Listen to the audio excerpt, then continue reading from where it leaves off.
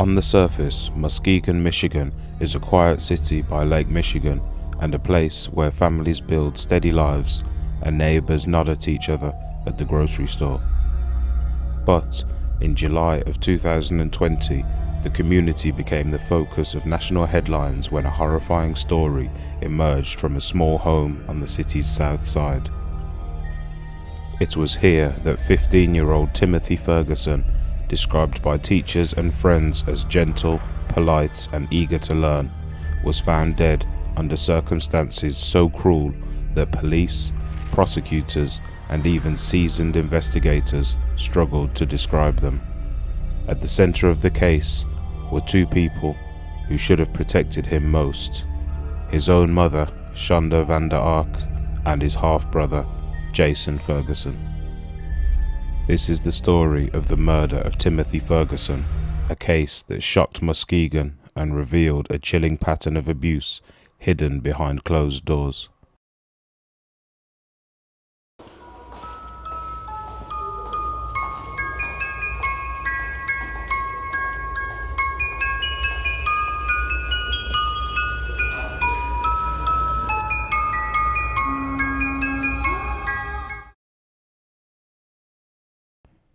Shanda Vander Ark was a mother of 4, living in Muskegon with her children in a modest home.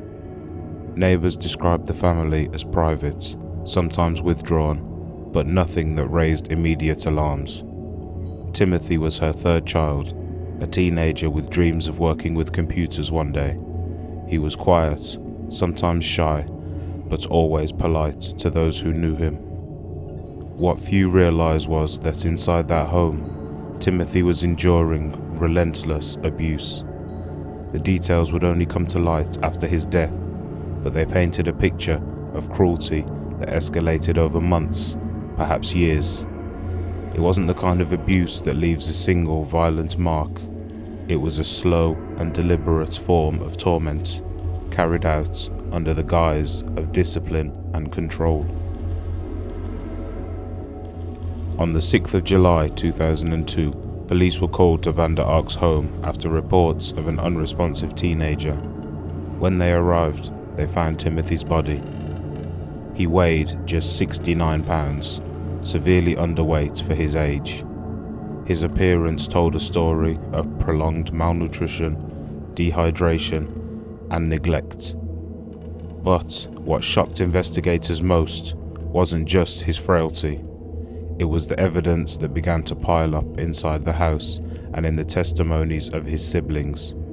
Timothy hadn't died from a sudden illness. He had been tortured. According to police reports and later testimony, Timothy was subjected to a campaign of punishment orchestrated by his mother, Shanda, and enforced by his older half-brother, Jason. He was routinely denied food and water. When he begged for water, he was forced to drink vinegar, hot sauce, or other substances that burned his throat. Investigators found evidence that he was made to eat limes until he vomited, forced to consume bread covered in hot sauce, and even ordered to swallow things that weren't food at all. At times, Timothy was deprived of sleep. He was made to kneel for hours as a form of punishment, and on at least one occasion he was left lying on the floor, unable to move, while his family carried on with their lives around him. The most heartbreaking detail came from Timothy's siblings, who later testified. They told investigators that their brother would cry and plead for food and water, only to be ignored or punished further. His suffering wasn't hidden from them. It was carried out in full view. By the summer of 2022, Timothy's health had deteriorated to a critical point. He was skeletal, weak, and no longer able to function as a normal teenager. On the 6th of July, his body finally gave out.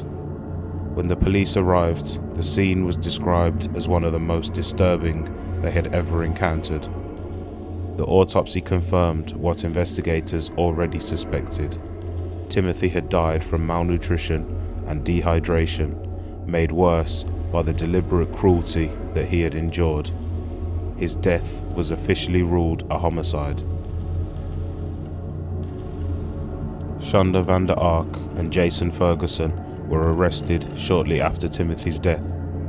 Prosecutors laid out a harrowing case against them. They described Shanda as the architect of Timothy's suffering, the one who devised the punishments, withheld food and water, and allowed the abuse to escalate. Jason, though only in his early 20s, was accused of actively participating in the torture, carrying out his mother's punishments, and even inventing cruel methods of his own. The trial painted a horrifying picture. Jurors heard about the vinegar, the hot sauce, and the food deprivation, and the endless hours Timothy was forced to kneel. They saw images of his emaciated body. They listened to testimony from the siblings who had been forced to watch it all unfold. I imagine a warm bath sounds just like, it's just what it sounds like, right? You got him, you took him to the bath, you drew a warm bath for him, and you put him in the bathtub, right? Yes, sir.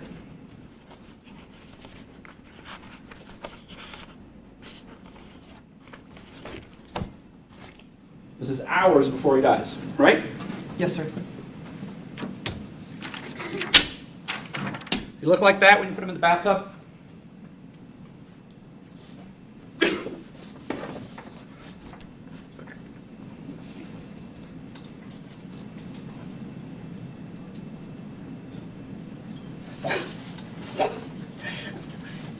I'm sorry. Gotta make me a moment. Yes.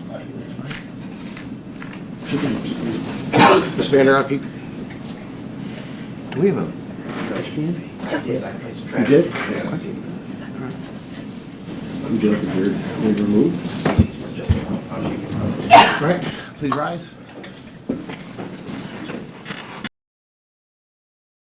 In October of 2023, both Shanda Vander Ark and Jason Ferguson were convicted of first-degree murder and first-degree child abuse.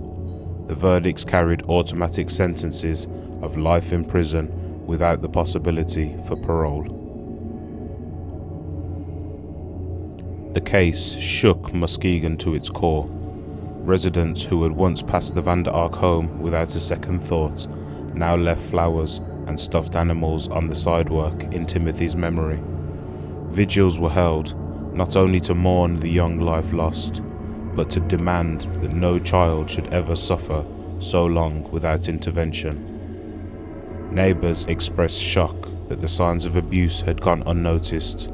Some said they wished they had checked in more. Others questioned how Timothy could have attended school and interacted with adults without someone realizing the extent of his suffering. For many, the tragedy was not just the cruelty of a mother and brother, it was the failure of a community safety net that should have protected him.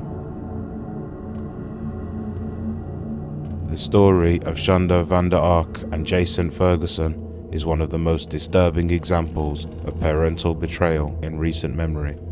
A child who should have been loved and nurtured instead became the target of relentless cruelty until his body could take no more. Timothy Ferguson's name now stands as both a warning and a plea. A warning about how abuse can fester in silence, and a plea to pay closer attention to the children who may not have a voice. For Muskegon, the scars of this case will remain for years. For Timothy, justice came too late. But in telling his story, the hope is that no other child will have to endure the same fate.